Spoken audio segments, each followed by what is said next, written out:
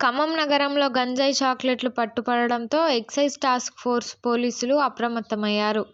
ఇప్పటివరకు హైదరాబాద్ లాంటి నగరాల్లో చాక్లెట్ రూపంలో ఉన్న గంజాయిని అమ్మడం వింటున్నాం కానీ, ఇప్పుడు ఖమ్మంలో కూడా గంజాయి చాక్లెట్లు దొరకడం అధికారుల్లో ఆందోళన మొదలైంది.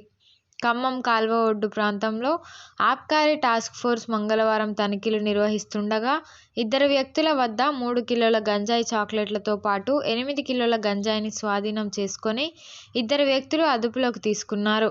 అదే సమయంలో 3 మహిళలు, ఓ వ్యక్తి అనుమానాస్పదంగా వెళ్తుండగా వారిని సోదా చేయగా వారి వద్ద నుంచి 21 కిలోల గంజాయిని స్వాధీనం చేసుకొని నలుగురిని అదుపులోకి తీసుకొని విచారించగా ఔరంగాబాద్కి చెందిన వారిగా తెలిసిందని, ఒడిశాలోని మల్కాన్ గిరి నుండి ఏపీలోని అటవీ ప్రాంతంలో గంజాయి దొరికే చోటే గంజాయి చాక్లెట్ని కూడా అమ్ముతున్నట్లు విచారణలో తేలింది.